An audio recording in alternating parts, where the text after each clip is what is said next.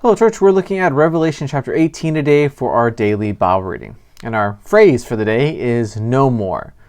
Well, the chapter describes the fall of Babylon.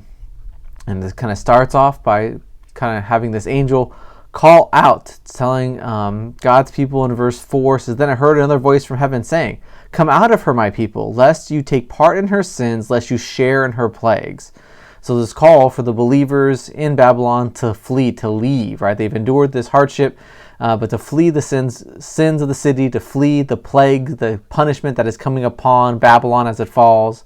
And then it continues on to kind of describe this destruction, describe the fact that all the things that the people of the city were longing for, were worshiping, were serving, all the wealth, all this material, all these false idols, all will be destroyed, all will be no more.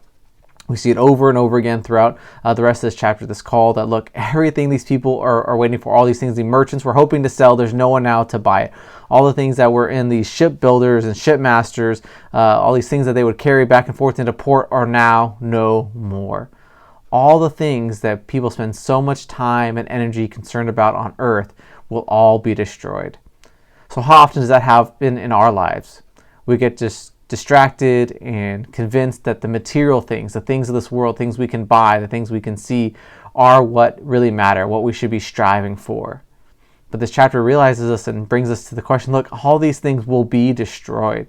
Even if we last for 50 years or 100 years, it will be destroyed when Christ comes back. So let's be mindful to store our treasures in heaven, not on earth, where rust and moth and thief can steal and destroy all these earthly things. But let us be seeking and striving and investing in God's kingdom, in people, in making disciples and being a disciple of Christ, these things that will last forever. So church, remember to don't be focused on the earthly things anymore, because all those things will be destroyed. Let's focus on God's eternal things and reap the eternal rewards of being focused and storing our treasures on the new heaven and the new earth. All right, church, have a great day.